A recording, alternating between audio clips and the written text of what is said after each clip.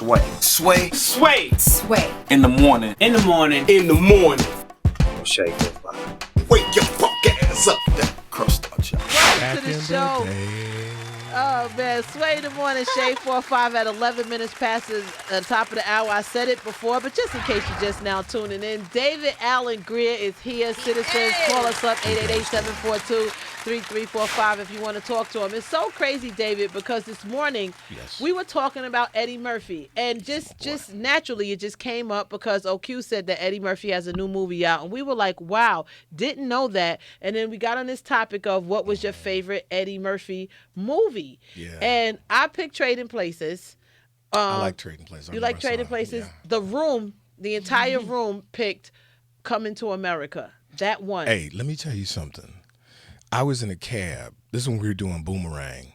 And this dude was driving me to the airport, and he was like, what are you doing? I'm like, I'm an actor. He says, what have you done? I said, I'm doing a movie with Eddie Murphy. He almost drove off the bridge. He said, oh, Eddie Murphy, oh.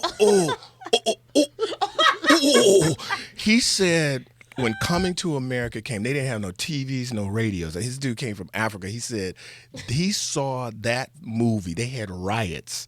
He saw that movie 5-6 times. He said, please tell Eddie Murphy, he's my idol. Really? Oh, yeah, he said. Because for him, he made it like there were a lot of these young dudes who came to America expecting that to happen. You understand? I mean, I'm not kidding. He was dead serious. He said, look, you must tell him this movie changed my life. And I was like, wow. I told Eddie, but he was like, okay. Let's set up for the scene. But yeah, it was wild. It was wild to hear that. That is so funny you mentioned Boomerang as well, because I was telling everybody in here that was the first time I met Eddie Murphy when Boomerang came out, and I was blown away by it because I felt like it was a coming of age story, and I just, I was 20 and just like me too. excited and a dating thing and how it happens, and just seeing, I think, black men in corporate America and seeing them dressed up, it felt good. And I met him right after the movie came out, and I was so excited that I couldn't even get my words together when we shook hands. Did you have to audition for that role, or did you just get a really? Boomerang. I auditioned with Heavy D. He and I read together because they, like the Hudlin brothers. They would like at the time they said, well, you guys read together. They were mixing it up. And I didn't want to read with Heavy D. I wanted to read with someone else. And I was like, man, come on. But I know, I knew Heavy and stuff. So we read, and they told me later, they were just trying to find the right chemistry, and I'd wanted to work with Reggie Hudlin for so long. Yeah. We knew each other socially. I was like, dude, hook me up. And this is where it came to. And Martin and I auditioned for In Living Color together. I know Martin from that far back. So he and I just had natural chemistry. So Martin Lawrence auditioned for In Living Color and didn't make it. And Heavy D auditioned for Boomerang and didn't make it. Nope. But Heavy D went on to do, this is when he was just doing acting. He did some really great stuff, really great movies. And he was really pretty serious about trying to do his acting thing. Wow, David Allen Grier is here, citizens. 888-742-3345. Season 3. Yeah. The Carmichael Show. That's right. We've had Loretta here, right? Loretta. Who else have we had here from the show? Gerald. Gerard. I'm sorry. Gerard. That's what the white folks say. Gerald, Carmichael. And I know Gerard. That. I know many Gerards, but he was here talking about his work and how much he's dedicated to this show. Loretta spoke about it as well, and how he basically sleeps there, he stays there, so dedicated to what he's doing in the creation of the show. You want to comment on that as well? It's his vision. I met Gerard in 2010. We were at the Montreal Comedy Festival, and we shared a bill together, and we started doing rooms, when you work out comedy in LA. I liked him immediately. His point of view was different, a lot of intelligence, and just coming at comedy and the world from a different point of view. So when I heard about the script, I wanted to read it, and I once I read it, I was like, yeah, let me do this. And when I auditioned, Loretta was coming out of the audition as I was going in. I was like, Loretta, what's up? Because I knew Loretta from Dreamgirls. She went, oh, it's all right, David. They gonna like you. I'm like, all right, and it all worked out, man. So. When Loretta was here, we were speaking about if she had to make any adjustments because having such a storied history, in Hollywood, and then kind of taking or direction from someone who's more of a newbie. Was that anything that you had to consciously say, okay, let me adjust to working with this new young cat? There's always an adjustment because you're walking into a room of new people. Now, I knew Loretta, but everybody else I didn't really know. And it's always that's like the first day of school. But the best thing about Gerard is I know how much pressure he's under. Yeah. From the network, from the producers, from the studio, all this stuff. And he handles it with such maturity. I never have seen him stressed, because he is really the leader. It's really his vision. We have a lot of input, but at the end of the day, it's the Carmichaels, it ain't the Griers. Right. And so that's the best thing about it, that he handles it and he's kept his voice and we're doing good stuff. So once I saw that, it was all good. Right, comfortable. Yeah, Congratulations. I just want to go back to Eddie for a second because he recently talked man, about... we passed by that, man! What? Eddie recently said that he would consider going back to stand-up, but he wasn't sure if people would find it funny because he hasn't done it so long. If you take too long off stage, do you kind of lose... Yes, brother. It's like a musician, man.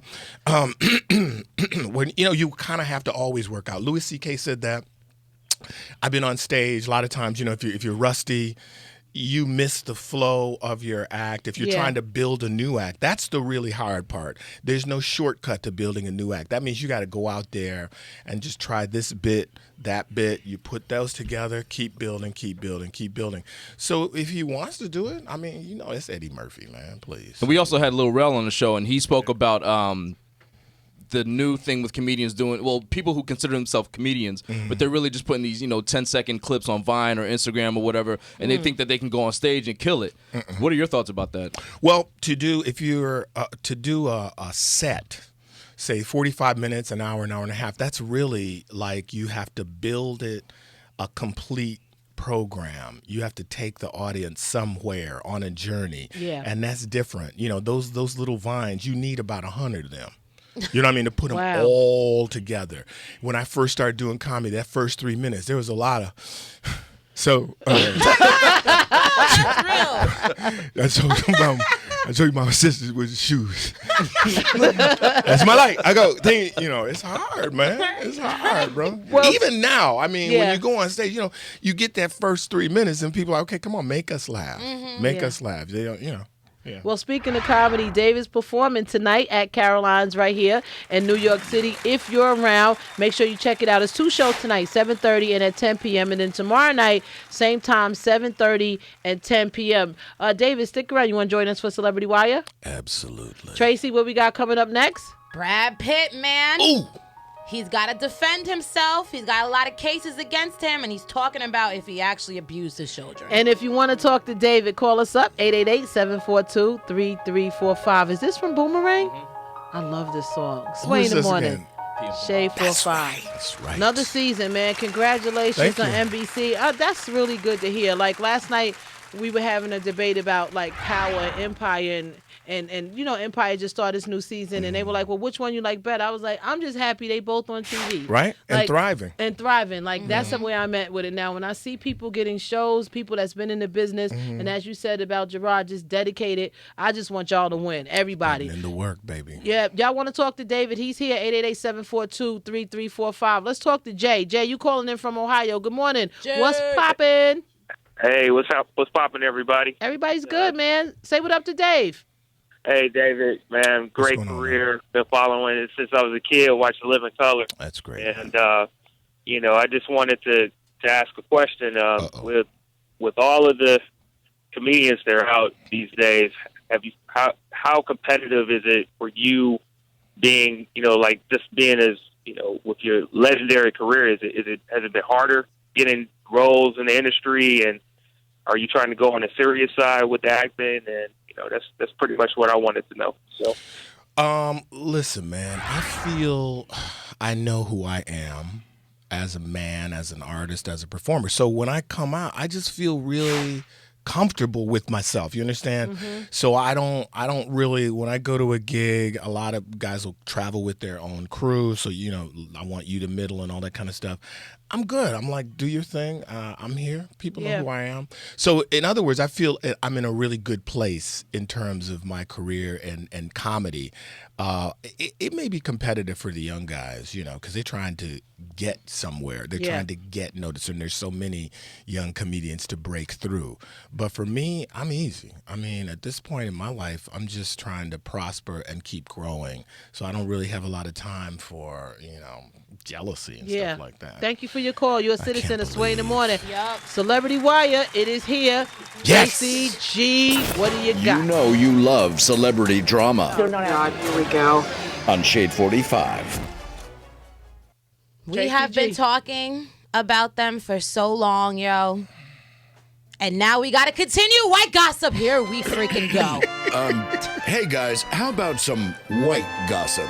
This is a scandal. What do you mean? I'm not white. Brangelina is in the cemetery, man. That relationship is long gone. The divorce papers have been printed, and Brad Pitt has signed his signature. And so people are looking beyond just, the headline of it's over and into the why.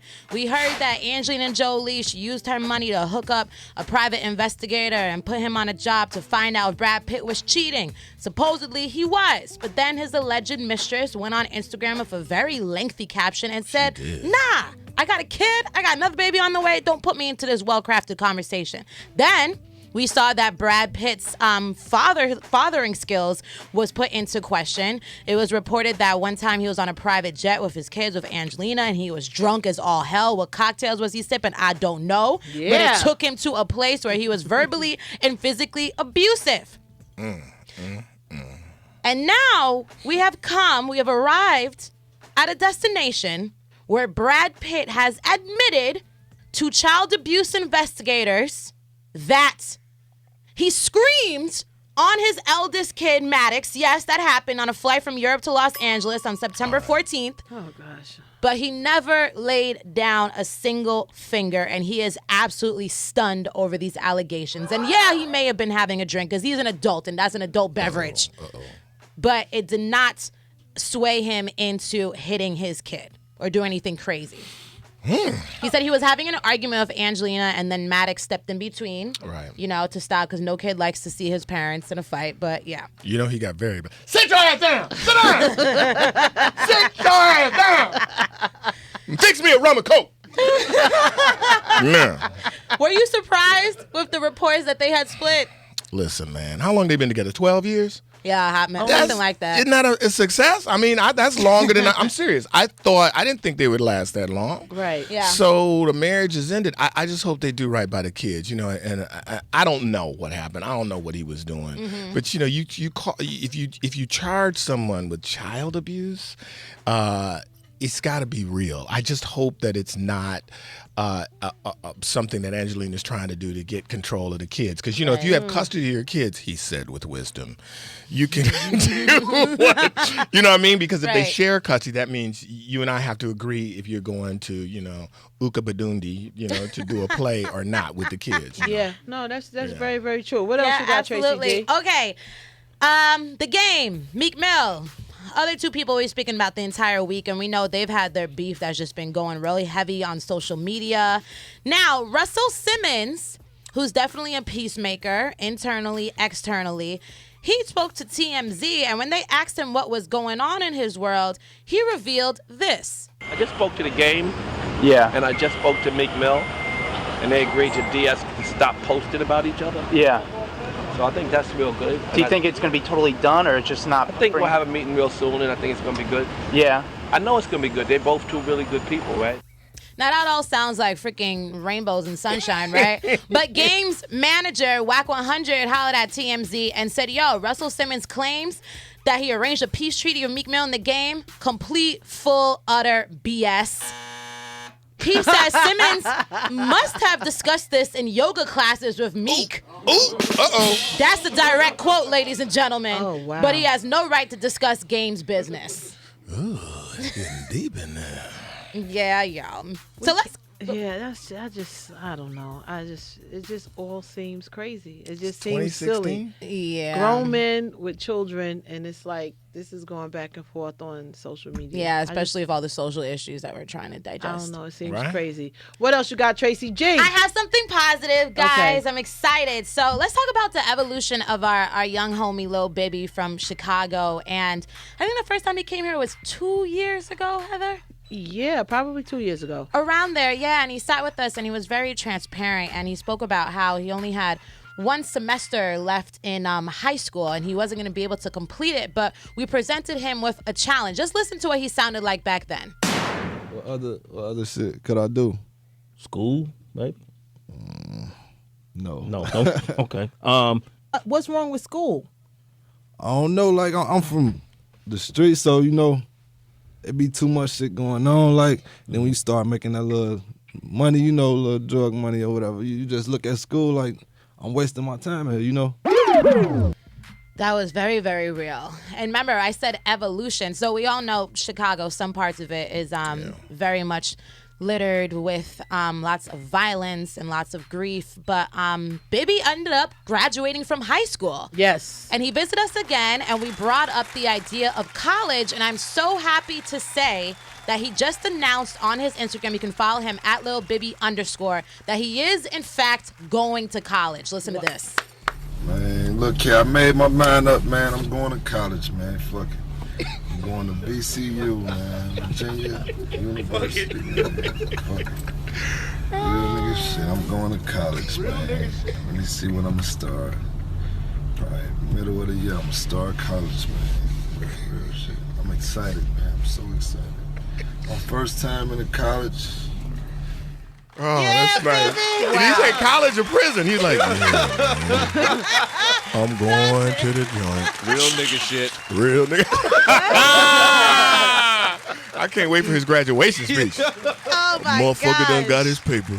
And, you know, it's crazy because, David, I mean, you heard a little clip from when he first came here, and that's what happened. We put him to a challenge to go to just to finish high school first. Yeah. And if he would finish, we would have him come back and throw a party for him. I promised that I would cook, so we would give him a party. That happened. We cooked for him, had a big party. It was really nice. And now, motherfucker going to college.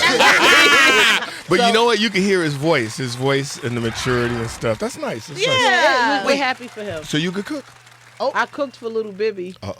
So, but you throw down? I cooked. Let me show you her Instagram. I'm doing a cooking show. Are you really? Yep, on Food Network.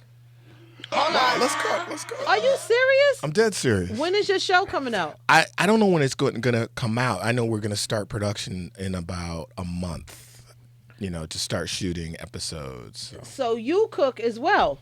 Yeah. I have a food blog called The Chocolate Glutton. I'm not trying to promote my thing, but it's just why not? But it's what I do because I love to cook. Okay. So then I'll share then, since you're just being honest. I love to cook as well. So I'm not a chef or anything like that, but I like to just cook. So I would love to come on your show. Let's do something. And we exchange something and we do some dishes. That would be really great. And that we'll would have be really some. great. And I'll bring cocktails.